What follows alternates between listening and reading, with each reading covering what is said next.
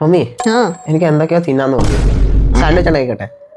Bread ഇരിപ്പുണ്ടല്ലോ. ഞാൻ ഉണ്ടാക്കിക്കോട്ടെ. നീ ഉണ്ടാക്കും.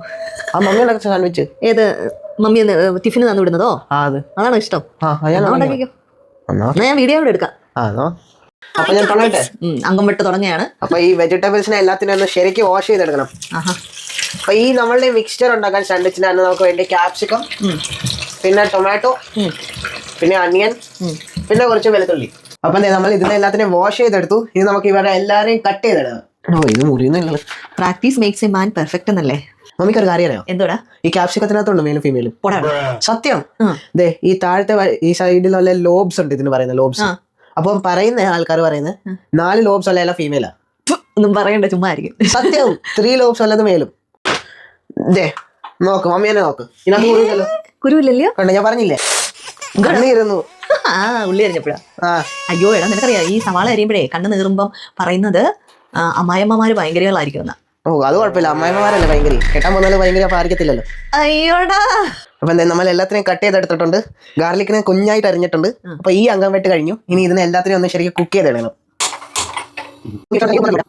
അപ്പൊ എണ്ണ ചൂടായിട്ടുണ്ട്. ഇനി നമുക്ക് ഗാർലിക് ഇട്ട് കൊടുക്കാം ഇതിനകത്തോട്ട്. ഇനി നമുക്ക് ഇതിനകത്തോട്ട് സവാള ഇട്ട് കൊടുക്കാം. ഇതിനകത്തോട്ട് നമുക്ക് അല്പം ഉപ്പിട്ട് കൊടുക്കാം. അപ്പൊ ഇത് നല്ലതായിട്ട് വാടി കിട്ടും വേഗം. ഇനി നമുക്ക് നമ്മുടെ ഫീമെയിൽ ക്യാപ്സിക്കത്തിനെ ഇട്ട് കൊടുക്കാം. അതിന്റെ കൂടെ ഈ നമ്മൾ കട്ട് ചെയ്ത ടൊമാറ്റോനെയും കൂടി ഇട്ട് കൊടുക്കാം. അപ്പൊ ഇതിനെ നമുക്ക് നല്ലതായിട്ട് വഴട്ടിയെടുക്കാം. അയ്യോ, മലയാളമൊക്കെ പഠിച്ചല്ലോ വഴട്ടി എന്നൊക്കെ. എനിക്കറിയാം, അതിന്റെ നമ്മുടെ ആ ചായയുടെ വീഡിയോയിലായിരുന്നോ, അതിനകത്താണ് കുറെ ആന്റിമാരും അങ്കിളുമാരും എല്ലാം പറഞ്ഞായിരുന്നു നല്ല സംസാരമാണെന്നൊക്കെ പറഞ്ഞിട്ട് കമന്റ് ഒക്കെ ഇട്ടിട്ടുണ്ടായിരുന്നു. ഒത്തിരി ആന്റിമാരും അങ്കിളുമാരും ഇതും പറഞ്ഞിരുന്നു ഞാൻ ബംഗാളിനെ പോലെ സംസാരിക്കുന്നത്. എന്ത് ചെയ്യാൻ പറ്റും, അവരങ്ങനെ കേട്ടിട്ടാ. നിനക്ക് മലയാളം അറിയാഞ്ഞിട്ടല്ലേ, മലയാളം പഠിക്കാത്തോണ്ടല്ലേ. അപ്പൊ മമ്മി ഇതൊരു നല്ല പരുവായിട്ടുണ്ട്. പരുവം. ഇനി നമുക്ക് ഇതിനകത്ത് കുരുമുളക് ഇട്ട് കൊടുക്കാം. ഒരു 1/2 സ്കൂപ്പ് ഇട്ട് കൊടുക്കാം. അപ്പൊ ഇനി നമുക്ക് ഇതിനകത്ത് എന്റെ ഫേവറേറ്റ് സാധനം ഒരേഗാനോ ഇട്ട് കൊടുക്കാം. നമുക്ക് ഇതിനകത്ത് മെയിൻ സാധനം ഇട്ട് കൊടുക്കാം, അതാണ് ക്രീം ചീസ്. അപ്പൊ ഇനി നമുക്ക് ഇതിനകത്ത് തീ കുറച്ചിട്ടിട്ട് ഇതിനെ നല്ലതായിട്ട് ഒന്ന് ഇളക്കിയെടുക്കാം. ഇങ്ങനത്തെ കുക്കിംഗ് റെസിപ്പി ഒക്കെ ഞാൻ പഠിച്ചാൽ പിന്നെ മമ്മിക്ക് വയ്യാതാവുമ്പോ എനിക്ക് ഈ സ്കൂളിലൊക്കെ കൊണ്ടുപോകാൻ ഉണ്ടാക്കാമല്ലോ. ഓരോന്നോരോന്നൊക്കെ പഠിച്ചു വെക്കുക, അതൊക്കെ നല്ലതല്ലേ. പിന്നല്ല, ബോയ്സ് എല്ലാം പഠിച്ചിരിക്കണം. കാരണം ഇപ്പഴേ കല്യാണമൊക്കെ കഴിഞ്ഞ് കഴിഞ്ഞിട്ടേ ബോയ്സ് പഠിച്ചിരിക്കണം കേട്ടോ. അങ്ങനെയൊക്കെ ഉണ്ട്, പണ്ടത്തെ പോലൊന്നും അല്ല മക്കളെ. അപ്പൊ നമ്മളുടെ ഫില്ലിംഗ് അപ്പൊ സക്സസ്ഫുള്ളി റെഡി ആയിട്ടുണ്ട്. അപ്പൊ നമുക്ക് ബ്രെഡ് എടുക്കണമെങ്കിൽ ചൂടാക്കി ചൂടാക്കാം. പക്ഷെ ഇപ്പൊ ഞാൻ നോർമൽ എടുക്കുന്നത്.